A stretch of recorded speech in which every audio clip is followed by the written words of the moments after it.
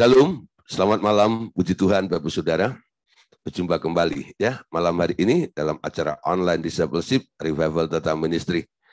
Nah, malam hari ini kita akan kembali melanjutkan pelajaran kita yang kemarin, yaitu masih berbicara tentang pusat kehendak Allah, ya, pusat kehendak Allah. Nah, Bapak Saudara, kelanjutan malam hari ini ya kita akan berbicara tentang 3 daerah, ya, di mana setiap orang ini ketika percaya kepada Tuhan Yesus, ya, mereka mulai masuk di dalam sebuah kehendak, tapi bukan kehendak lagi yang muncul dalam diri kita ini. Tapi bagaimana supaya kita lebih fokus dan kehendak itu benar-benar menjadi kehendak Allah dalam kehidupan kita. Ternyata, saudara, ada 3 macam ya daerah di sini.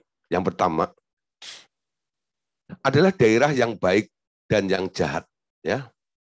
Sejak manusia jatuh ke dalam dosa, dengan memakan buah pengetahuan tentang yang baik dan yang jahat, dan dengan putusnya hubungan pribadi di antara manusia dengan Allah, maka manusia itu berada di daerah antara baik dan jahat saja, ya.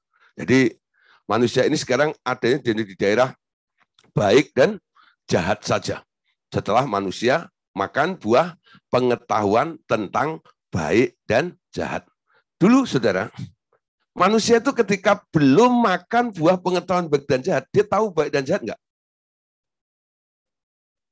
Tahu nggak? Nggak tahu. Yang tahu cuma satu, kebenaran. Tuh. Jadi dari Allah itu adalah kebenaran. Ya. Ketika manusia mulai makan buah tentang baik dan jahat, manusia itu akhirnya tahu tentang hal baik dan jahat.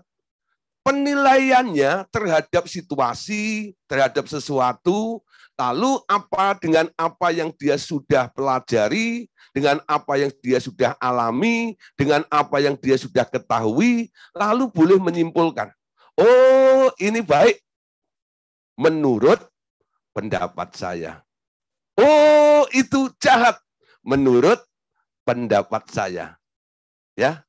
Jadi ketika manusia mulai makan buah pengetahuan baik dan jahat, disitulah manusia baru mengerti tentang ada yang namanya baik dan apa yang ada namanya jahat. Tapi sebelumnya, manusia itu nggak tahu tentang baik dan jahat. Yang tahu cuma apa? Benar. Artinya apa? Semua yang dilakukannya seturut dengan apa yang dimau Tuhan. Manusia nggak pernah punya keinginan merancang sesuatu. Dia hanya mengikuti ya alur yang Tuhan sudah rancangkan, sehingga Tuhan Allah itu yang tak lain tak bukan adalah Tuhan Yesus sendiri. Setiap hari sejuk itu pagi dan petang, dia hadir ketemu dengan Adam dan Hawa. Ngapain? Memberikan arahan, ya, memberikan rancangannya, apa yang harus dikerjakan dan apa yang harus dilakukan oleh Adam dan Hawa kala itu. Tapi ketika Adam dan Hawa mulai memakan buah pengetahuan dan jahat, disitulah manusia mulai bisa mempertimbangkan, oh yang ini baik dan yang itu adalah jahat. Tapi saudara, pertimbangan atas dasar perasaan atau pertimbangan dari manusia itu sendiri tak pernah sesuai dengan apa yang dipikirkan dan dirasakan oleh Allah. Ya. Nah, apa yang dipandang baik oleh manusia belum tentu dipandang baik oleh Allah.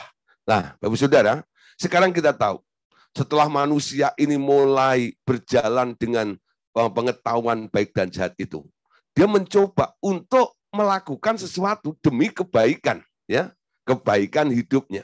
Jadi dia melakukan sesuatu, bereksperimen ini dan itu. Perjalanan kehidupan manusia ini bukan tambah baik, saudara. Manusia semakin jahat. Kenapa bisa begitu? Karena benih yang ada di dalam dirinya itu sudah jahat. Ketika manusia nggak mendengarkan Allah, di dalam diri manusia itu sudah ada benih pemberontakan. Tidak mau nurut dengan Allah. konsekuensi tidak mau nurut dengan Allah, ujung-ujungnya pasti tambah rusak, pasti tambah hancur. Kalau diteruskan akan binasa dan nantinya akan dibuang ke api neraka. Amin. Nah, saudara, sekarang kita belajar di sini ya. Sekarang malam hari ini. Oke. Hukum Taurat pada dasarnya merupakan peraturan yang membatasi apa yang disebut baik dan apa yang jahat. Di seluruh dunia ini, hukum negara-negara ternyata mengutip isi hukum-hukum Taurat juga. Namun, ternyata tak seorang pun dibenarkan karena hukum Taurat itu. Nah, Bapak Saudara, hukum Taurat pada dasarnya merupakan peraturan yang dibuat untuk membatasi apa yang disebut baik dan apa yang disebut jahat. Kapan Bapak Saudara hukum Taurat itu ada? Kapan hukum Taurat itu ada? Ketika zaman bangsa Israel, bukan? Ketika zaman bangsa Israel. Kenapa Allah menurunkan hukum Taurat?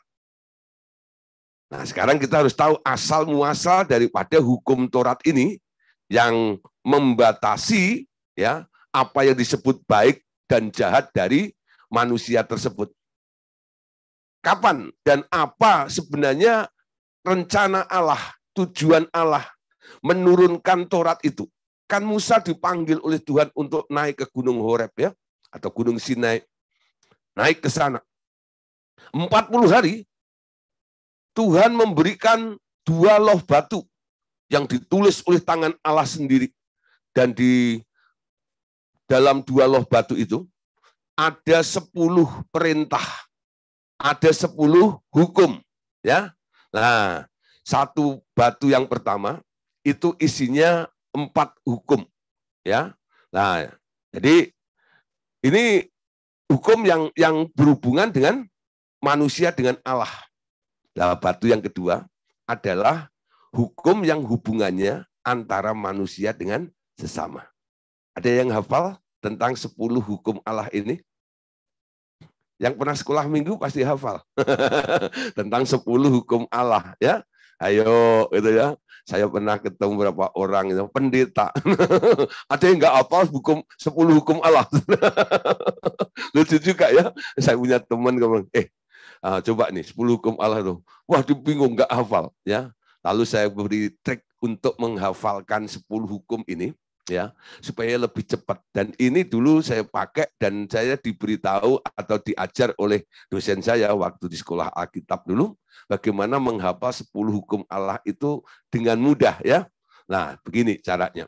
Nomor 1 ya, 1 itu enggak ada yang lain ya. Hanya 1. Ya, katakan jangan ada padamu Allah lain di hadapanku ya. Nah, 1, jangan ada yang lainnya. Yang kedua ya. Nah, yang kedua, angka 2 itu kayak apa namanya? Kayak orang bersujud gitu loh, ya. Nah, itu gambarnya kayak angka orang bersujud tuh, ya. Nah, jadi dari bersujud. Nah, di situ jangan membuat bagimu patung yang menyerupai apapun, baik yang di atas di langit, yang di bumi di bawah dan di bawah di air itu.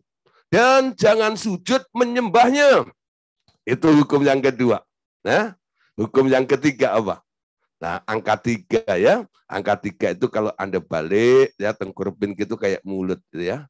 Nah, Saudara, jangan menyebut nama Tuhan dengan sia-sia, dengan sembarangan, ya. Nah, 4 itu kayak kursi, ya. Anda kalau ke gereja duduk di kursi. Ya. Nah, hormatilah dan kuduskanlah hari Sabat, ya. Gampang ya. Ya, 4. 5 itu kayak orang hormat. Hormatilah orang tuamu supaya lanjut umurmu. Nah, ya, hormatilah orang tuamu. 6. Nah, itu kayak pistol. Jangan membunuh. 7, ya, itu kayak orang ngintip, itu jangan berzina. Jangan sampai malam hari ini yang ketangkep cuma ini doang. 7, nah, itu jangan berzina. 8 itu kayak borgol, tuh. Siapa yang diborgol? Maling, gitu. Jangan mencuri, gitu enggak? 9 itu 6 dibalik, betul enggak ya? Nah, jangan saksi dusta. 10 Ya toh? 1 dan 0. Jangan mengingini milik barang orang lain. Gampang ya? Nah, coba nanti hafalin. Besok saya tanya. Ya toh? Ayo, San-san. Hafalin 1 sampai 10 lah. Harus hafal itu ya. Itu 10. Aturannya baik ya. Dari pertama sampai 10 itu ada yang jahat enggak? Semua setuju ya? Kenapa Allah memberikan hukum itu? Karena dilihat bangsa ini tabiatnya sudah nggak baik. Sehingga harus diatur. Amin. Jadi saudara, aturan itu dibuat untuk orang yang suka melanggar. Betul? Ketika ada orang melanggar, apa yang Anda lakukan? Untuk memberitahu bahwa dia salah, untuk membenarkan orang itu. Nah, Anda beritahu aturannya ya. Aturannya seperti ini loh. Nih, aturan dibuat untuk supaya ya, mengatur orang-orang yang liar dan salah itu. Jadi kondisi bangsa Israel kala itu di dalam keadaan yang sudah mulai rusak juga. Sehingga Allah harus mengatur bangsa ini, karena bangsa ini sebenarnya didesain oleh Allah untuk menjadi bangsa yang kudus, imamat rajani, ya, milik kepunyaan Allah sendiri, sehingga menjadi teladan bagi semua bangsa-bangsa di sekitarnya itu. Ya, tapi Anda tahu, walaupun ada Tauratnya baru dibuat, Musanya masih di sana, ya, belum dikasih tahu kepada bangsa Israel. Bangsa Israel telah melanggar Taurat itu, betul? Dengan menyembah patung lembu emas. Akhirnya Musa membanting 2 loh batu itu, dengan pecahnya 2 loh batu itu menandai batalnya perjanjian Allah dengan bangsa Israel untuk menjadikan bangsa ini menjadi bangsa imam kala itu. Nah, Bapak Saudara, mulai saat itu Taurat itu terus dipakai oleh manusia. Ya. Sampai hari ini Anda lihat setiap negara punya namanya UUD atau Undang-Undang Dasar. Negara kita, negara Indonesia, ini dasarnya adalah Undang-Undang Dasar 1945. Nah, saudara, ini kan sebenarnya ada ayat-ayat atau aturan-aturan yang tertuang di dalam undang-undang itu. Sebenarnya undang-undang itu dimulainya, diambilnya dari mana? Semua sebenarnya bersumber dari Taurat itu, mengutip isi daripada hukum-hukum Taurat tersebut. Ya, nah, saudara, hukum Taurat pada dasarnya merupakan peraturan yang membatasi apa yang disebut baik dan apa yang jahat di dalam diri manusia. Tapi saudara, walaupun sudah dibuat hukumnya seperti itu, apa yang terjadi? Ya, apa yang terjadi? Namun ternyata tak seorang pun di sini dikatakan dibenarkan karena hukum Taurat itu. Nah, saudara, ini dialami juga oleh seorang rasul besar, namanya Paulus. Rasul Paulus yang menemukan kebenaran bahwa di dalam daging manusia terdapat hukum yang selalu melawan hukum roh. Ya, nah, hukum ini yang membuat manusia tak bisa taat kepada hukum Taurat. Hanya kalau ia menerima hidup karena tunduk kepada hukum roh, baru ia dapat merdeka dari hukum Taurat yang mengancam itu. Ya, Bapak Saudara, walaupun hukum itu sangat baik, ya, tapi kita tahu nggak ada satu orang pun yang bisa melakukan hukum Taurat itu. Kenapa? Dasar hati manusia di dalam dirinya ini sudah ada roh pemberontak. Ya, ketika manusia makan buah pengetahuan baik dan jahat itu, ikutin sarannya iblis, itu roh pemberontakan sudah ada di dalam dirinya. Anda tahu kalau Anda mungkin ya lihat, ini mungkin bukan anak Anda atau anak orang lain, tetangga Anda melihat punya anaknya suka berontak itu ya. Nah, itu kalau diberi aturan, dilanggar nggak? Anak yang suka berontak, Anda kasih aturan, Anda kasih arahan, dilanggar atau diikutin? Diikutin. Kalau yang ngikutin itu namanya apa? Anak yang ngikutin aturan yang Anda berikan itu namanya apa? Anak nurut kan? Bukan anak berontak ya. Kalau seseorang dasarnya di dalam dirinya sudah ada roh berontak, diberi aturan sebaik apapun, ya tetap berontak maunya. Dan itu sudah terbukti ya. Yang namanya manusia ini, kalau dilarang, kalau dilarang, pasti dilakukan loh. Nah, sampai ada istilah hukum dibuat untuk dilanggar, itu enggak ya? Nah, itu sudah umum nih. Hukum dibuat untuk dilanggar. Kalau enggak melanggar hukum itu kayak enggak keren. Manusia itu rasanya pengen nyoba gitu loh. Ini perboden nih kalau saya masuk kira-kira apa ya gitu ya. Ya, nanti sampai sana ditangkap polisi, ditilang. Saya sudah tahu, gitu enggak? Bahwa dia dilarang masuk, itu enggak ya? Coba saudara, Anda coba pancing anak Anda ya, jangan makan, gitu ya. Nah, apa yang terjadi? Anda meleng sedikit, dia makan tuh, gitu ya. Kenapa? Dia berpikir, kenapa mami kok saya kok nggak boleh makan ya sama mami? Ada apa? Betul nggak itu? Kalau nggak boleh makan, kenapa dimasak? Kenapa ditaruh meja? Betul nggak itu? Nah, rasa ingin tahunya ada, betul nggak ya? Ketika Anda meleng lagi ngapain gitu, dia buka tutup saji, dia makan, lalu waktu dia lihat Anda nengok, dia langsung tutup mulut, gitu ya. Nah, ngapain lu? Enggak. Coba buka mulut, itu apa itu? Kenapa kamu makan? Ya, nanti alasannya ada. Kenapa mami masak? Sehingga buat saya pengen saja. Nah, saudara, kalau memang nggak boleh, jangan masak dong. Orang kadang-kadang begitu ya. Kalau udah jatuh dalam dosa karena sesuatu alam di sekitarnya. Kenapa Tuhan ciptakan ini? Lalu mulai menyalahkan Tuhan menciptakan. Ya, ketika ada larangannya. Nah, Bapak Saudara, malam hari ini kita boleh belajar ya, bahwa ada roh berontak di dalam diri manusia. Walaupun ada aturan sebaik apapun juga, manusia itu nggak pernah bisa tunduk dengan aturan itu. Kita coba lihat dalam Galatia 2 ayat 16. Galatia 2 ayat 16.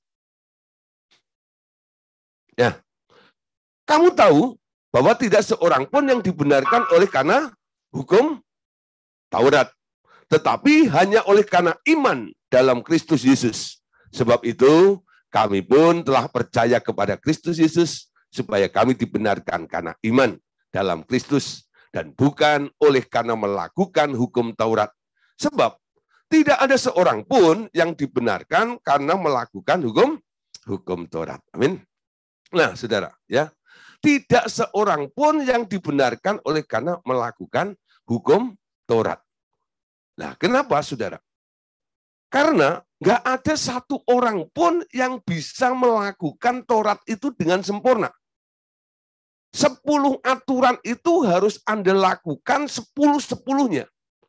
Kalau Anda bisa melakukan 9, tapi nggak bisa melakukan 1, ya dari 10 itu, Anda gagal melakukan hukum Taurat. Jadi harus 10-nya itu, dan itu harus konsisten terus. Tiap hari, 10 daripada aturan Taurat itu nggak boleh dilanggar satu pun.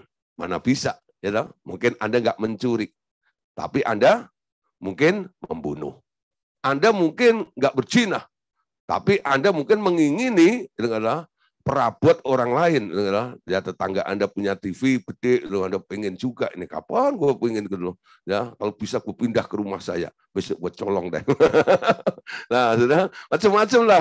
Keinginan seperti itu selalu muncul. Oleh sebab itu, Paulus mengatakan bahwa tidak seorang pun dibenarkan karena melakukan hukum Taurat. Ya, nah, Galatia 3 ayat 10-11.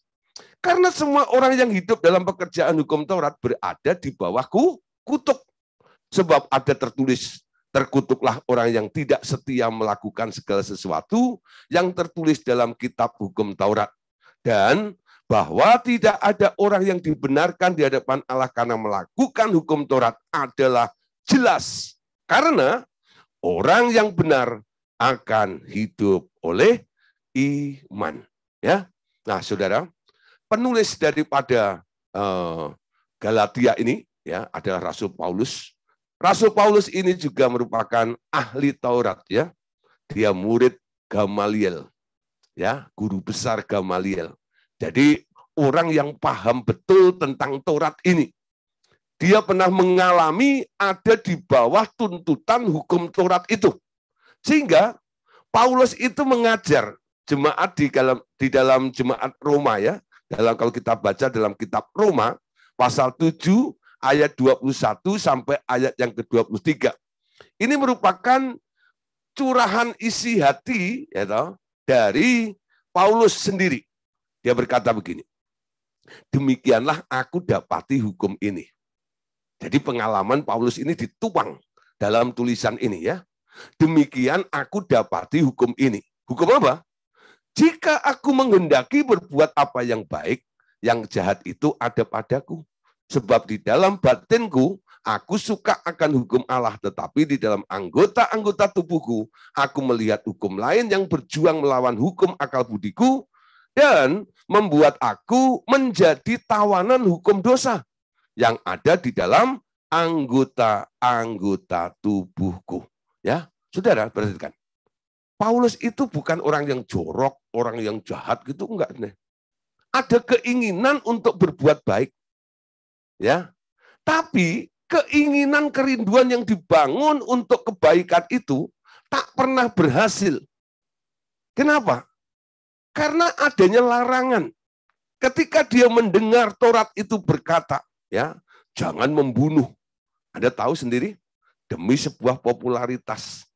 Akhirnya dia menjadi politikus ya pada waktu itu, sehingga diutus ke Damaskus untuk membinasakan, membunuh orang-orang percaya. Apakah Paulus itu orang yang brutal seperti itu sebenarnya? Enggak, saudara. Tapi ketika Taurat itu mulai muncul, lalu melarang dia, jangan bunuh. Ya, keinginan-keinginan itu, ya, ternyata yang muncul dalam Paulus yang pengen tidak membunuh itu, justru sebaliknya yang dilakukan. Akhirnya Paulus menjadi seorang pembunuh. Nanti baca sendiri dalam Roma pasal 7, 21 sampai seterusnya. Ya.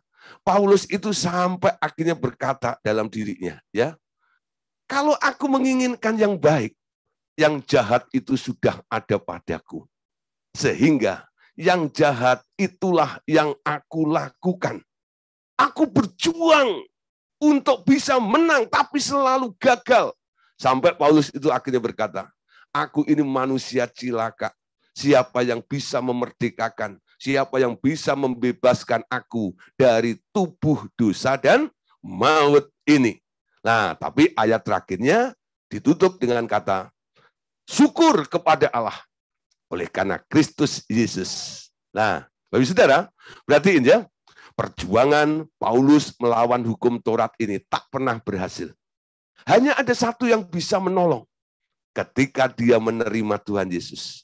Ketika Tuhan masuk ke dalam dirinya, Paulus mulai hidup dalam kemenangan.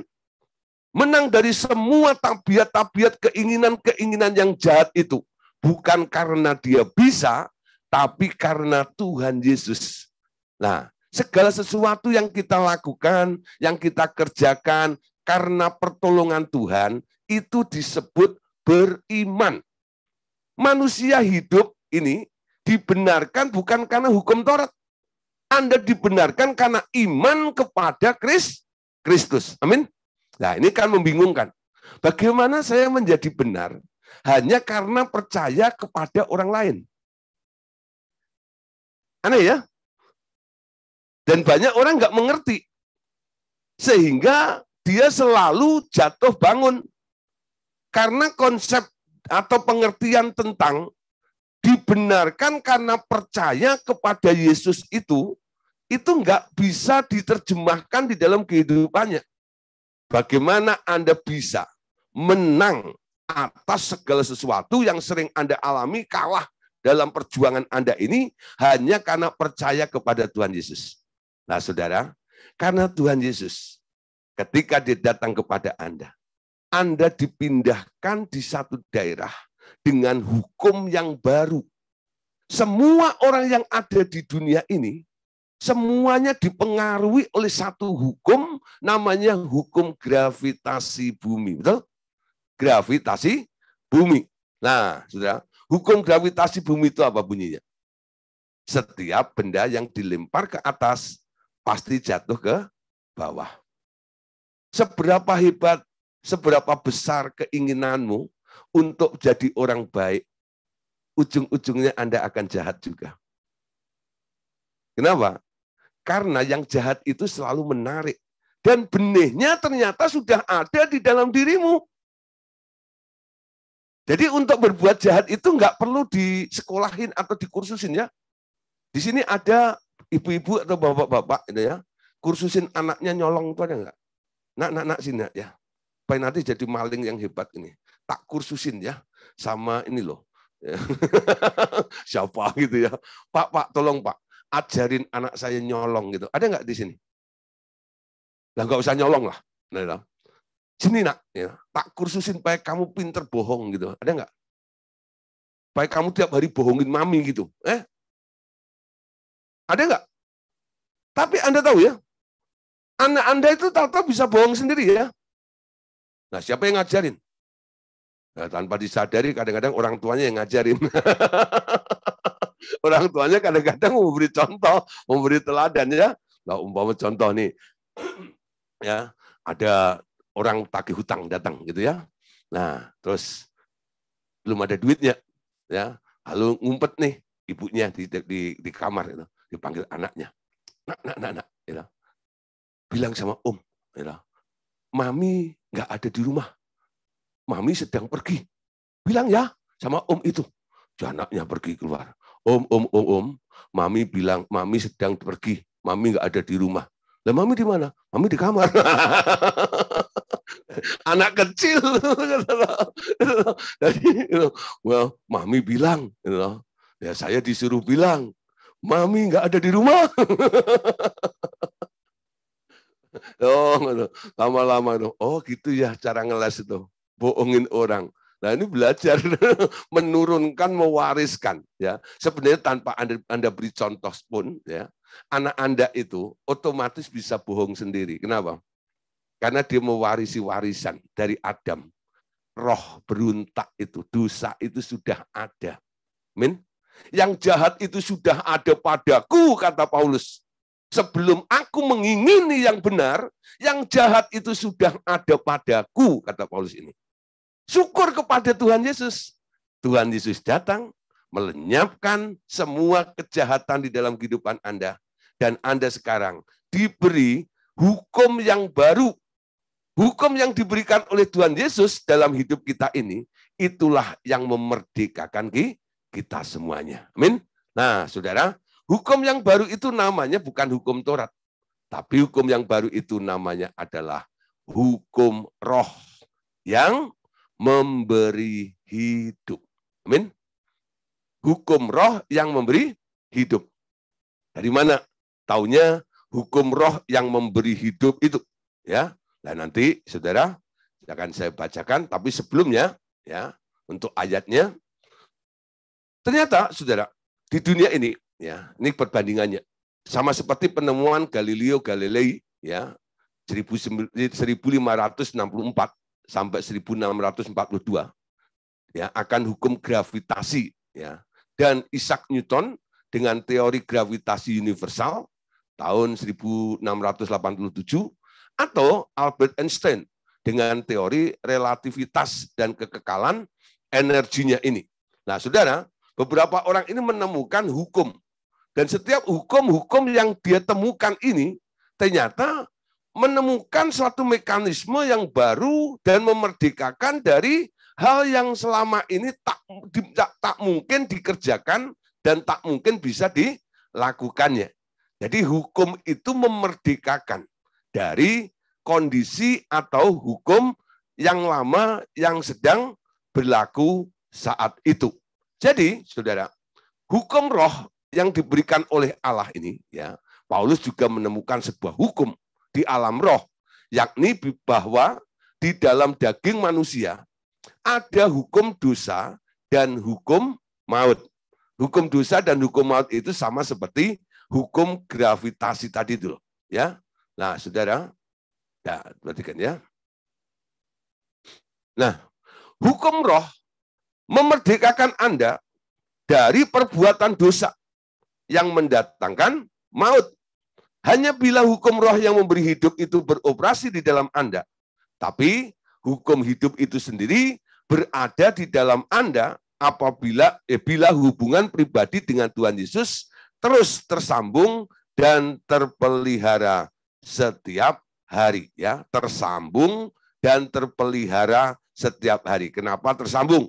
Ingat, saudara, ya, yang disebut Adam mati setelah memakan buah pengetahuan baik dan jahat adalah putusnya komunikasi dengan Tuhan atau disconnection. Bila hubungan ini mulai renggang dan datang kemalasan bercakap-cakap dengan Tuhan, itu tandanya hati Anda sedang tawar lagi terhadap Dia. Itu adalah alarm bahwa Anda mulai dikuasai lagi oleh hukum dosa dan maut. Nah, saudara, hukum dosa dan maut itulah yang hukum roh itulah yang akan memerdekakan Anda dari hukum dosa dan maut. Roma pasal 8 ayat yang kedua. Nah, sebab hukum roh yang memberi hidup telah memerdekakan engkau, ya, dalam Kristus Yesus dari hukum dosa dan maut. Perhatikan di sini, ya. Hukum roh memberikan hidup telah memerdekakan engkau dari Kristus, dalam Kristus Yesus dari hukum dosa dan maut. Nah, saudara, yang memerdekakan apanya? Hukumnya. Amin. Hukum roh itu memerdekakan Anda dari hukum dosa dan maut, ya. Nah, saudara, gambarannya kalau Anda lihat, ya, kalau Anda mau merdeka dari hukum sebuah negara, umpama di Indonesia ini, ya, ada hukum yang bersumber dari Undang-Undang Dasar 45. Salah satu hukum dalam berlalu lintas, ini contoh. Setiap pengendara menjalankan mobil atau mengendarai mobil itu harus ada di jalur sebelah kiri, betul? Nah, harus ada di jalur sebelah kiri. Itu tertulis dalam aturan undang-undang. Dan itu menjadi hukum lalu lintas.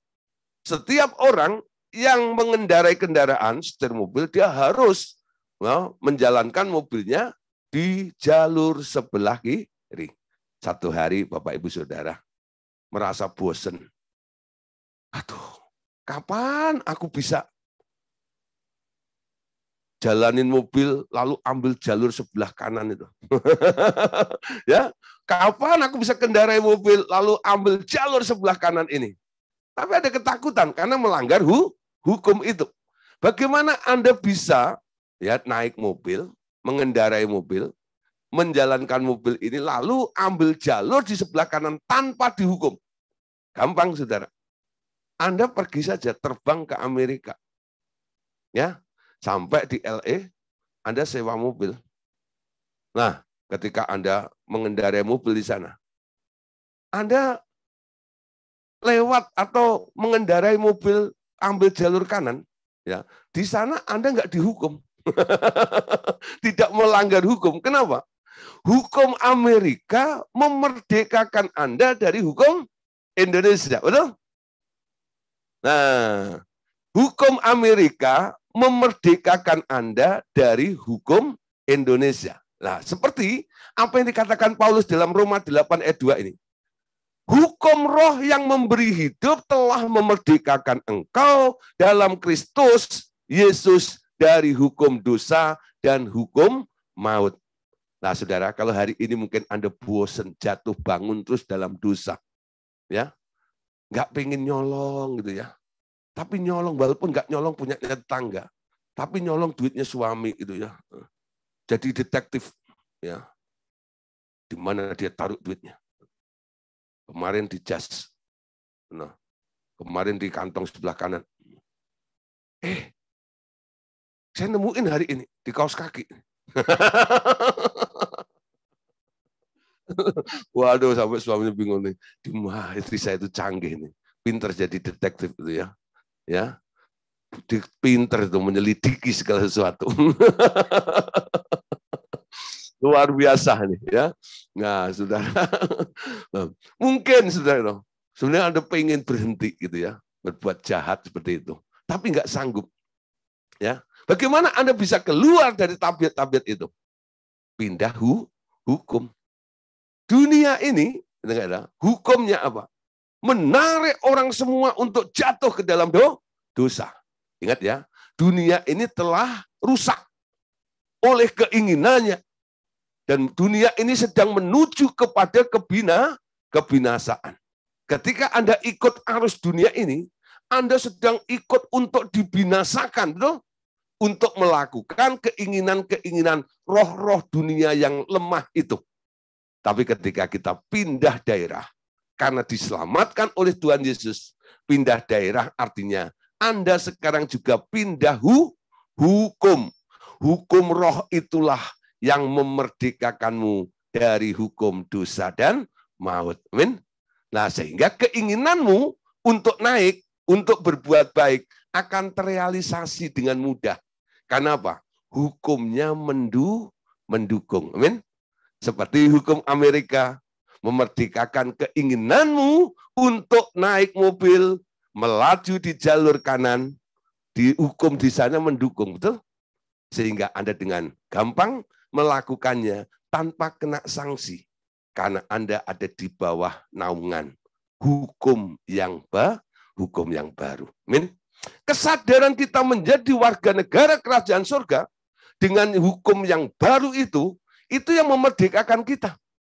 Tiap bangun tidur, Anda sekarang berkata, Bapak, aku mengucap syukur. Aku adalah anakmu. Aku adalah warga negara kerajaan surga. Dengan hukumnya yang baru. Amin. Ketika Anda mendengar orang dunia mengatakan hidup ini susah. Anda berkata apa? Susah apa? Betul nggak? Kenapa? Anda tidak dipengaruhi dengan hukum dunia. Emang nggak susah gimana? Cabai sekarang, cabai rawit itu 130.000 tahu. Pak Gideon tahu aja. Minyaknya turun, cabainya naik. Saya tuh cuma dengar dari tukang-tukang jual makanan. Gimana? Tapi kalau Anda tinggal dalam kerajaan Allah, saudara, kerajaan Allah itu adalah kerajaan yang tak tergoncangkan. Amin. Bumi langit boleh bergoncang, tapi orang-orang yang tinggal dalam kerajaan Allah, dia tidak tergoncangkan. Amin. Cabai boleh 130.000. Tapi Anda tetap bisa beli. Amin. Karena apa? Berkatmu melimpah. Anda disuplai dari kerajaan yang tak pernah mengalami krisis sama sekali. Yaitu kerajaan surga. Akui tiap hari. Anda orang dunia atau orang surga? Aku orang surga. Hukum yang menuntut dalam diriku bukan hukum dunia. Tapi hukum roh. Amin. Dan hukum roh itulah yang memerdekakan aku. Amin. Kalau Anda sakit, orang dunia bilang, sakit begini nggak bisa sembuh. Tapi hukum kerajaan surga, hukum roh beda. Di dalam kerajaan surga, semua bentuk penyakit apapun juga, oleh bilur-bilur Yesus, pasti sembuh. Amin. Sehingga nggak membelenggu Anda. Anda terbebas dari semua intimidasi, tekanan, hukum di dunia ini. Amin. Anda dimerdekakan. Pindah daerah, pindah kesadaran, pindah hukum. Amin. Jadi kalau ada orang mengeluh terus, saya kadang-kadang tanya begini, Ibu orang mana? Oh Pak, saya itu orang Jogja. Oh jujuk saja. Ibu orang mana? Saya bilang gini, Bahasa ibu itu menentukan, betul? Kalau ada orang cis pakai bahasa Perancis gitu. Nah, ya, Anda tahu ini pasti diajak sama Siska ini. Datang ke Indonesia. Nah, Anda bisa menebak, ini pasti orang Perancis nih. Ya. Nah, pinter bahasa Belanda nih. Itu pasti diajak nih sama Budina. Nah, itu ya, orang Belanda. Itu loh. Nah, saudara, pasti dari omongannya, dari bahasanya, kita bisa mendeteksi dia orang mana, betul? Ya, sekarang bahasamu juga begitu. Itu menentukan. Kalau bahasamu bahasa orang kena dampak krisis, gitu. Nah itu menunjukkan Anda ada di daerah yang sering kena krisis. Tapi kalau bahasamu bahasa surga, bahasa kelimpahan. Amin. Amin. Nah, mengerti ya? Mau dimerdekakan? Pindah kesadaran, pindah hukum. Hukum roh itulah yang memerdekakan engkau dari hukum dosa dan maut. Semakin Anda sadar, Anda adalah orang surga, kesadaranmu akan hukum yang melindungi, membebaskan engkau ini, nggak ada namanya masalah yang akan tahan lama di hadapan Anda. Amin. Bentar lagi Anda akan kaget loh, sakitku kok hilang. Anda dimerdekakan oleh hukum itu. Anda nggak usah berjuang. Anda nggak usah umpet-umpetan dengan polisi ambil jalur kanan. Betul? Di situ memang Anda didukung untuk sembuh. Betul? Di hukum yang baru itu Anda didukung untuk hidup dalam kelimpahan. Hukum roh itu mendukung Anda untuk jadi lebih baik lagi. Itu namanya memerdekakan. Amin. Gak pernah nangkep seperti ini ya. Malam hari ini biarkan ini menjadi kebenaran yang membuka mindset kita. Jadi orang Kristen itu bukan hanya KTP-nya. Tapi Anda pindah kesadaran, pindah hukum. Amin. Sadar siapa Anda. Tiap hari katakan, aku adalah anak Allah. Aku adalah warga negara surga. Hukum yang menuntut aku adalah hukum yang mendukung aku untuk jadi lebih baik, lebih sehat, dan lebih sempurna kembali. Amin. Nah, saudara, gambarannya itu ya, seperti seekor burung. Ya, orang dimerdekakan oleh hukum itu begini. Seperti seekor burung yang terbang di udara. Ia dapat mengatasi hukum gravitasi yang menariknya ke bumi. Karena hukum aerodinamika yang dimilikinya mampu melawan hukum gravitasi itu. Bila mendadak burung itu berhenti jantungnya selama terbang di angkasa, maka hukum aerodinamika itu pun berhenti segera. Hukum gravitasi kembali berkuasa atas dirinya, jatuhlah tubuhnya kembali ke bumi. Nah, ini ungkapan atau ilustrasi ini ditulis oleh seorang hamba Tuhan namanya Watchman. Ya, Watchman bilang, seperti seekor burung terbang di udara, ia dapat mengatasi hukum gravitasi yang menariknya. Karena apa? Dia mengenal hukum aerodinamika yang dimilikinya itu. Hukum inilah yang mampu melawan hukum gravitasi itu. Ya, kenapa burung bisa terbang? Karena dia memiliki hukum aerodinamika. Sehingga hukum yang dimiliki itu mampu melawan hukum alam, hukum gravitasi. Sehingga walaupun dia terbang, dia tidak tertarik ke bawah. Apakah ketika burung itu terbang, gravitasi bumi itu tidak ada? Ada. Tapi burungnya kenapa terbang? Karena dia mampu menciptakan satu hukum, namanya hukum aerodinamika. Lalu orang mulai belajar dengan burung tersebut, ya. Lalu bikinlah besi terbang, namanya pesawat terbang, jet, helikopter dan sebagainya. Wah, saudara ya, apa yang dilakukan? Wah, bikin baling-balingnya gitu ya. Nah, ada sayapnya, ada tekanan ini mesinnya gitu ya, sehingga membuat ini apa? Bisa melawan hukum gravitasi bumi itu. Sehingga enak ya sekarang. Coba saudara, kalau kita nggak ada pesawat ya, Anda pergi ya dari Indonesia ke Amerika itu, waduh, naik kapal itu berapa? Dulu Columbus menemukan benua Amerika itu kira-kira tahun berapa? Berapa tahun dia muter-muter ya, samudra aja itu.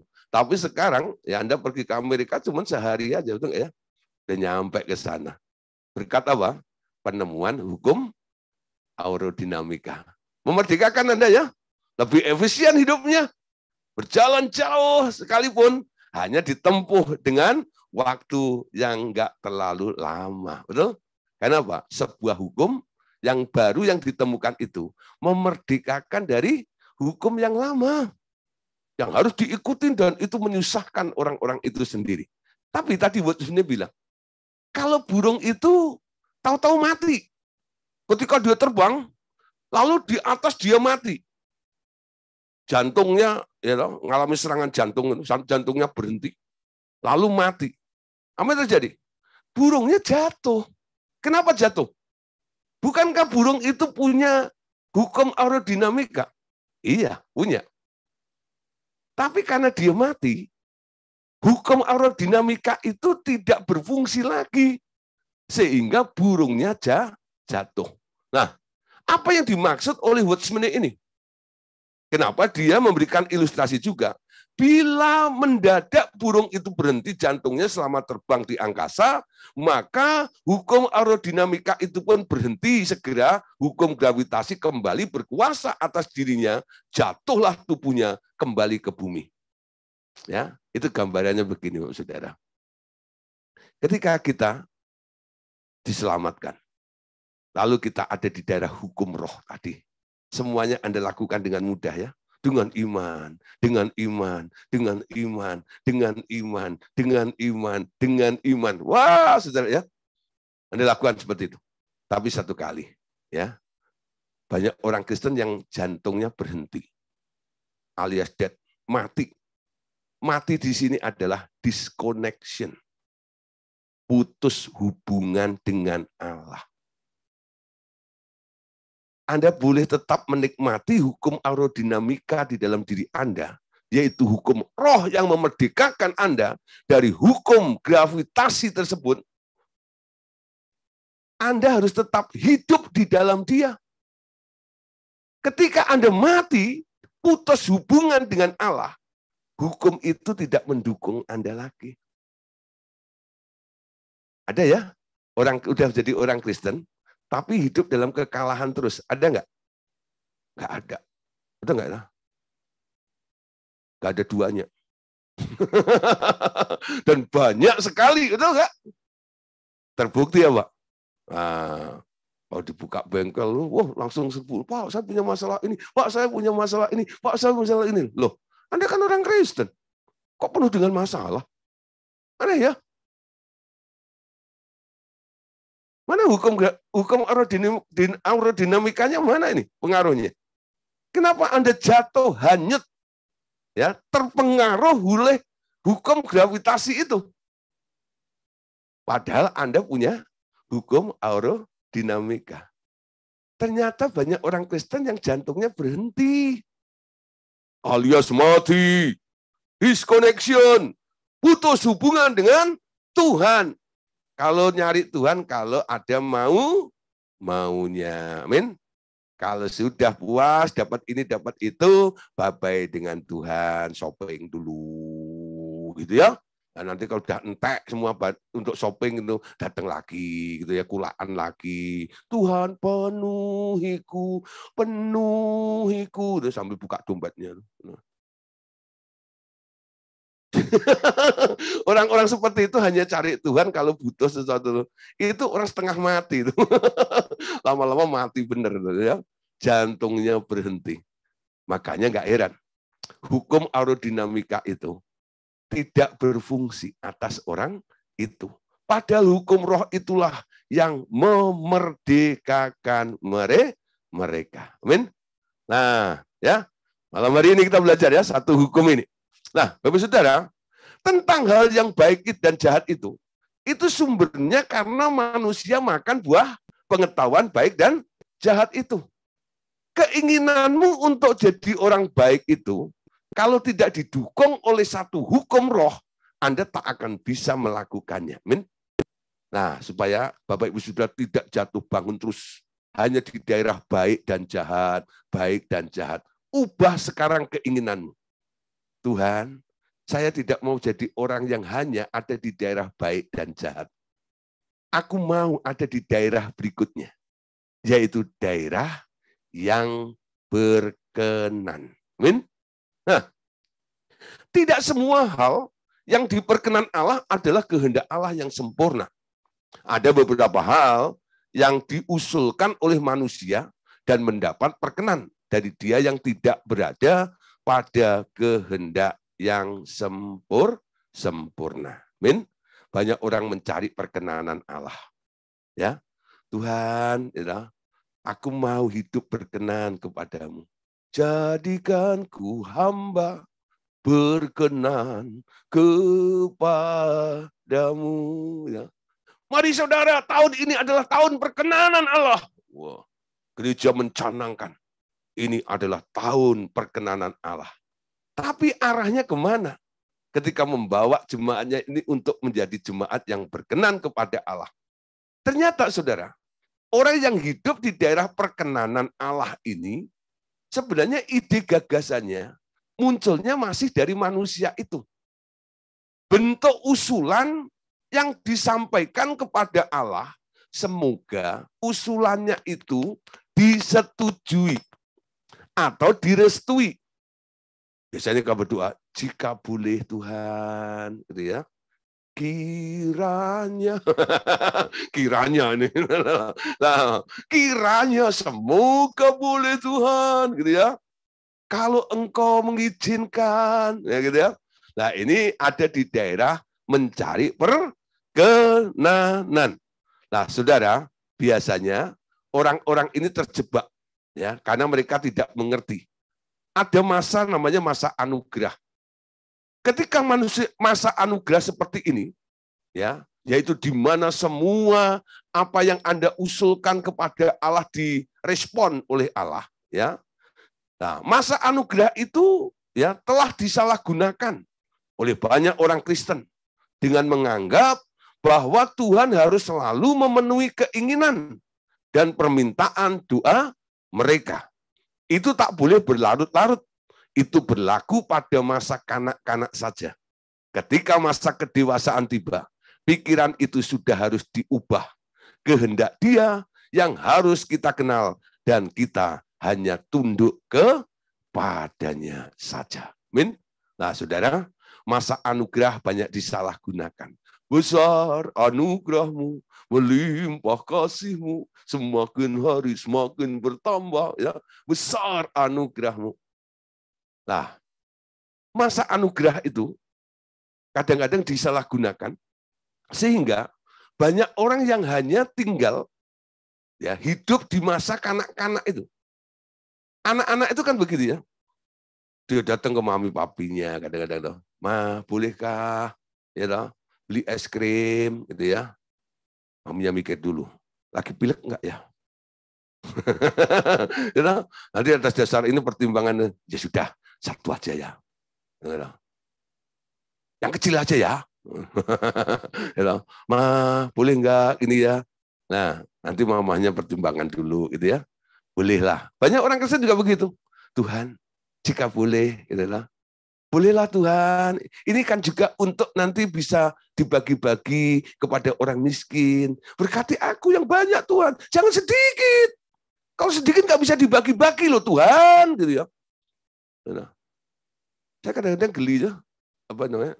Lihat orang berdoa tuh lucu-lucu begitu ya. Tuhan, berkati aku melimpah-limpah, jangan sedikit. Kalau sedikit itu hanya untuk diriku, tapi kalau banyak kan bisa bagi untuk orang lain. Semua orang RTM saya kasih semua kok nanti. Gitu ya. Idenya kelihatannya bagus ya. Tapi saudara, kalau Tuhan loloskan, sudah terima, Anda bagi enggak? Enggak. Kenapa? Manusia itu dasarnya rakus, licik hatinya, betul nggak ya? Jadi orang Jawa bilang Tuhan itu digatain gitu. Ya. Nah, jadi dirayu supaya Tuhan itu kasihnya melimpah gitu ya. Nah, kadang-kadang Tuhan izinkan. Oke, aku ikutin keinginanmu hari ini. Aku kasih nih.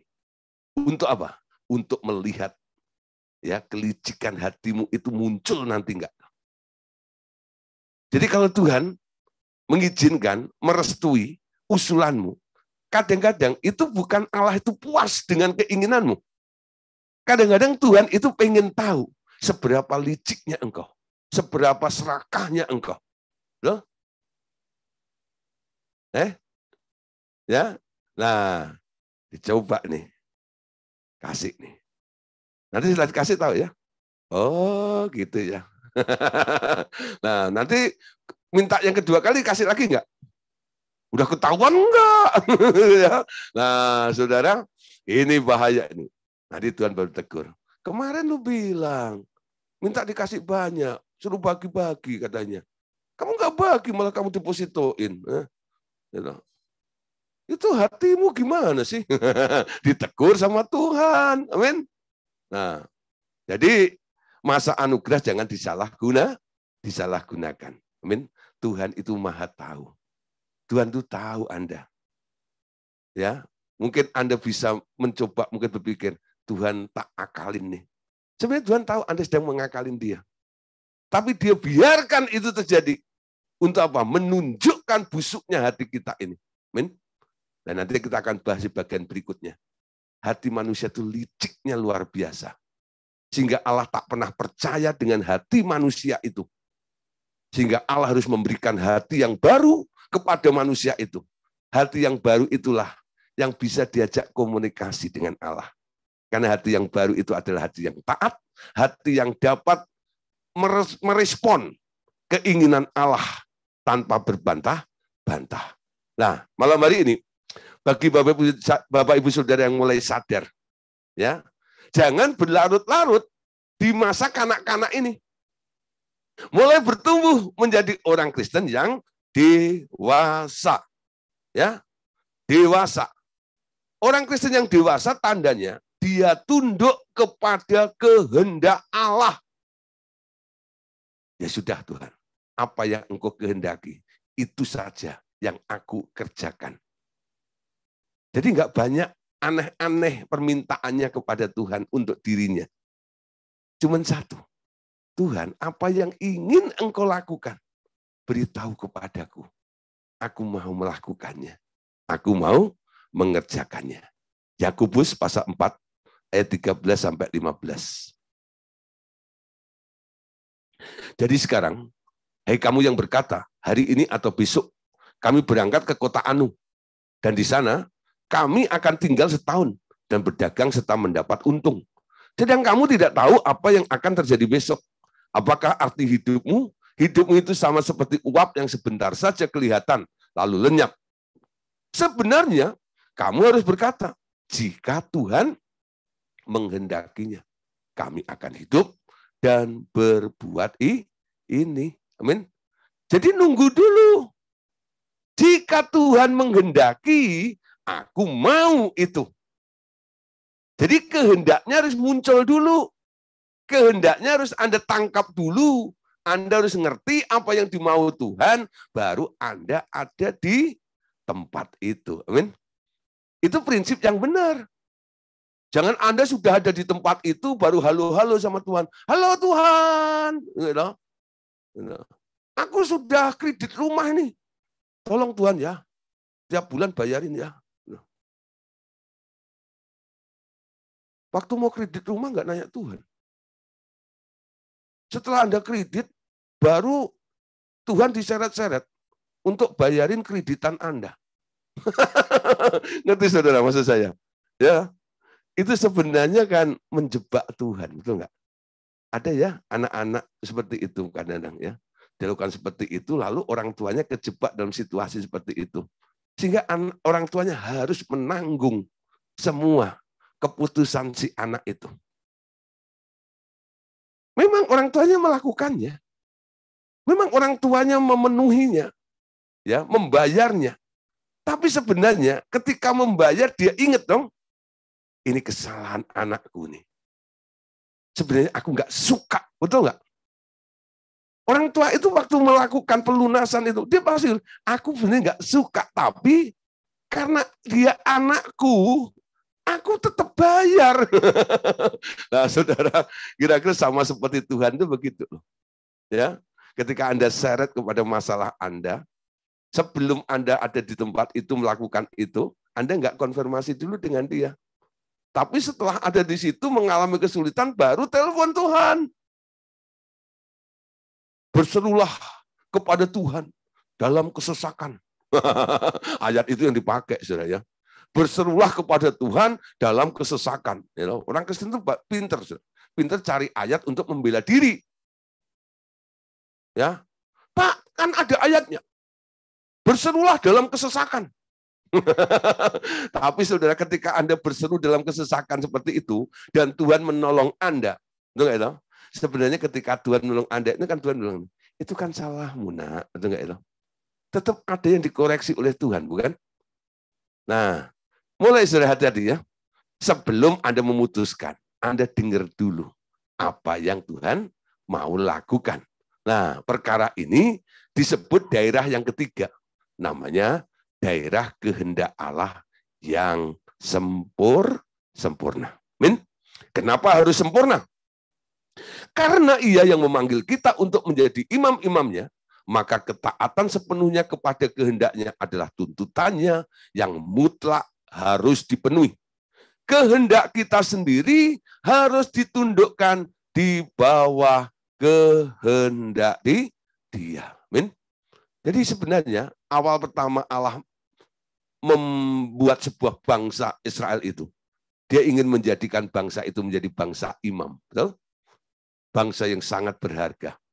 Tapi saudara, bangsa itu kan akhirnya tidak taat pada Allah. Tentang tujuan Allah ini masih berlaku sampai hari ini. Kalau Anda baca dalam 1 Petrus 2:9, tetapi kamulah bangsa yang terpilih, imamat yang rajani, bangsa yang kudus, umat kepunyaan Allah sendiri. Panggil keluar dari kegelapan pada terangnya yang ajaib. Kita ini adalah bangsa imam juga. Kita ini dicipta atau dipanggil oleh Allah untuk menjadi imam-imamnya, yaitu orang yang melayani Dia. Nah, oleh sebab itu, kita harus masuk di satu daerah, namanya daerah kehendak yang sempurna. Di mana di sini hanya kehendak Allah sendiri yang terjadi. Itu sifatnya mutlak, harus dipenuhi. Dan kita harus tunduk, ya, menundukkan kehendak kita sendiri di bawah kehendak Dia. Namun, saudara, karena sifat daging manusia yang selalu memberontak terhadap Dia, maka kehendak daging ini sama sekali tak mungkin ditundukkan kepadanya. Jalan satu-satunya adalah dengan menyalibkan daging dan segala keinginannya di kayu salib. Salib itu diberikan Tuhan kepada setiap pribadi untuk masing-masing menyalibkan keinginan dan tabiatnya. Amin. Nah, saudara, salib yang mana? Dalam buku 6 sudah kita bahas ya, ada dua buah salib. Setiap orang punya salib masing-masing. Salib Tuhan Yesus sudah selesai, tapi salibmu masih berjalan sampai hari ini. Ikut Yesus, sangkal diri, pikul salib. Amin. Mematikan hak keinginan kita, lalu tunduk kepada keinginan Allah, itu namanya pikul salib. Amin. Dan itu harus dilakukan setiap hari. Nah, Matius 7 ayat 21. Matius 7 ayat 21. Bukan setiap orang yang berseru kepadaku Tuhan, Tuhan akan masuk ke dalam kerajaan surga, melainkan dia yang melakukan kehendak Bapakku yang di surga. Amin. Banyak orang nanti kaget dan kecewa karena merasa sudah berkarunia, sudah melakukan banyak pelayanan, ya, banyak yang dikorbankan, waktu, tenaga, uang dan sebagainya untuk pekerjaan Tuhan. Tapi pada akhir nanti Tuhan akan berterus terang, Nyah, hei kamu, pembuat kejahatan. Aku tidak mengenal engkau.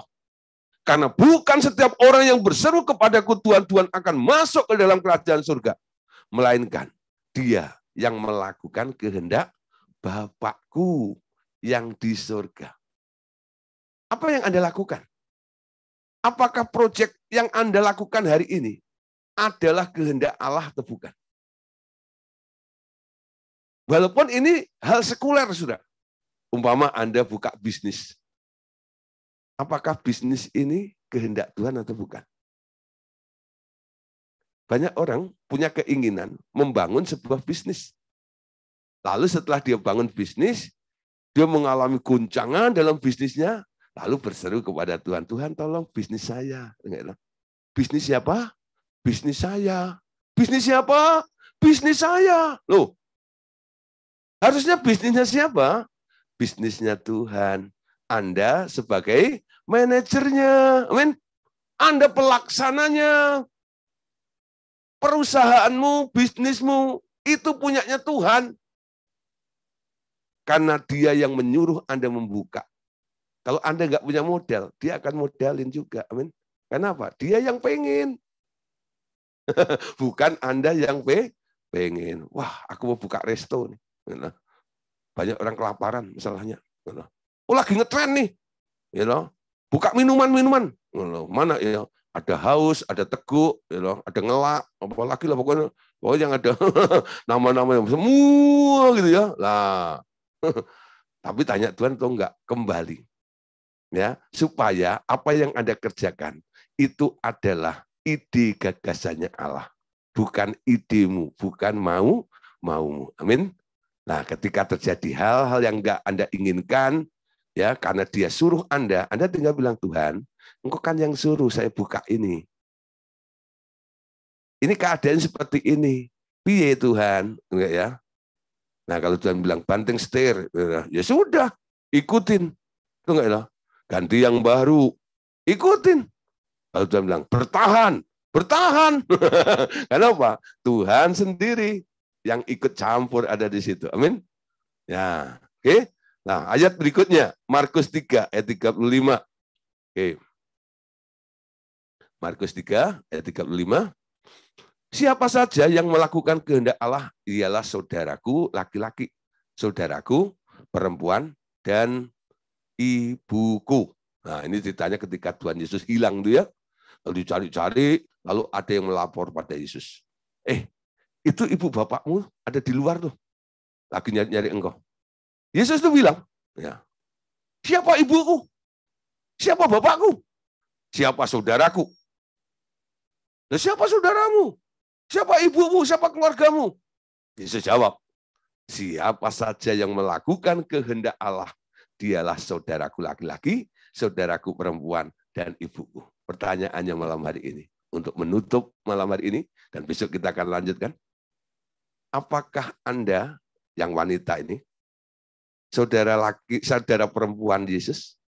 Yang laki-laki, apakah Anda adalah saudara laki-lakinya Yesus? Apakah Anda saudaranya Tuhan Yesus? Ya, ciri daripada saudara Tuhan Yesus apa? Orang-orang yang melakukan kehendak Bapa. Jangan ngaku-ngaku jadi saudaranya Yesus. Kalau Anda tidak pernah melakukan kehendak Bapa. Anda bukan pelaku kehendak Bapa. Karena Yesus itu identik dengan pelaku kehendak Bapa. Amin. Yesus itu representatifnya Bapa. Kalau kamu melihat aku, kamu melihat Bapakku. Karena apa yang aku ucapkan, apa yang aku dengar dari Dia. Apa yang aku kerjakan, apa yang aku lakukan. Aku melihat Bapakku melakukannya. Ketika Bapakku menyembuhkan orang sakit, anak menyembuhkan orang sakit. Ketika Bapak membangkitkan orang mati, anak pun membangkitkan orang mati. Plek, sama kayak Bapaknya. Anda mau jadi seperti Yesus? Mau jadi saudaranya Yesus? Polanya nggak boleh berubah. Pelaku kehendak Bapak. Ya, nanti malam coba mulai. merefleksi diri ya, mulai merenungkan. Apakah saya ini sudah menjadi pelaku kehendak Bapa dan pantas menjadi saudaranya Yesus? Ada 3 daerah atau kehendak yang kita bahas malam hari ini. Daerah baik dan jahat, ya, yang harus diperjuangkan sehingga ditolong dengan hukum namanya aerodinamika tadi, hukum roh itu. Atau Anda terus menjadi baby Christian atau masa kanak-kanak, masa anugerah yang menyalahgunakan anugerah, memaksa Tuhan, itu enggak ya? Mengkondisikan Tuhan dalam keadaanmu itu sehingga Allah harus terpaksa menolong engkau. Nah, mulai bertumbuh menjadi orang Kristen yang dewasa, yang tahu tentang kehendak Dia yang sempurna. Amin. Puji Tuhan. Bisa kita lanjut ya. Tuhan Yesus memberkati kita semuanya. Amin.